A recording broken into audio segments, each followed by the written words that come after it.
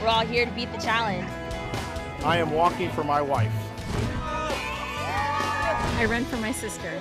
I run to share my story. Today I run for my life. I run in memory of my mother. I run for the cure.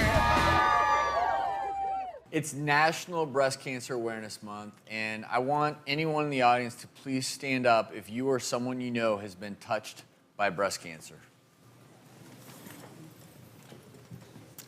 And I've been touched by breast cancer. My mother passed away from breast cancer. I have to say, thanks in large part to events like the one that you just saw, we've been able to make continued advancements in research and treatments. And today, Dr. Freda Lewis-Hall, the Chief Medical Officer of Pfizer, joins us to discuss ways to navigate this disease if you or a loved one have been diagnosed. Thank you so much. It's really great being here because it's really a message of hope. There are 2.5 million breast cancer survivors in the U.S. Early detection is essential and leads to a wider range of treatment options which can save thousands of lives each year. So it is so important that women start doing self-breast exams as early as their 20s. They should be aware of how their breasts feel and look normally and report any breast changes to a health professional as soon as they're found.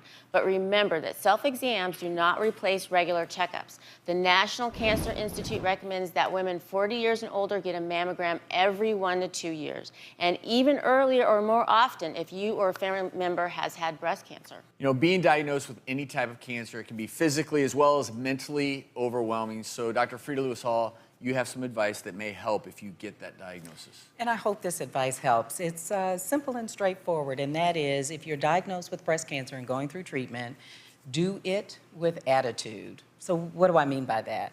The D is for determine your own destination. This is a time where you may feel really out of control, but the idea is to take control of your circumstances where you can. Find a treatment team and you become the leader of that team. The O is optimize your information and your network. So find a few additional trusted sources of information.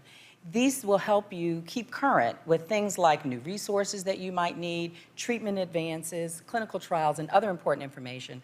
And you want a solid support network, friends, family, but also out in the community where there may be support groups and other things and other people who can help you get through this time.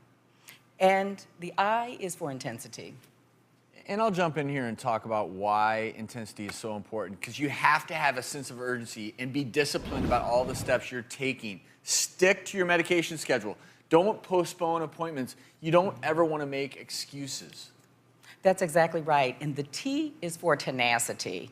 And that is stick with it. You have to challenge cancer at every turn. Ask questions. If you don't get the answer to your question, ask it again. If you still don't have an answer, ask out in your network again, again, and again. Tenacity is a key. And another tip is to do your best to maintain a positive attitude because your mental state can have a positive effect on your physical well-being. Stress, on the other hand, can put a tremendous strain on your health. Make yourself your #1 priority. People feel guilty doing that, but it's so very important. And we know you hear this all the time. Be sure to get enough rest. Eat healthy foods like these good ones you see here. It does make a difference.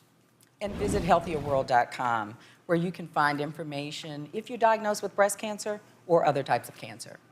You can also log on to thedoctorstv.com. Dr. Lewis-Hall, thank you so much for joining us. Thank you. Always a pleasure.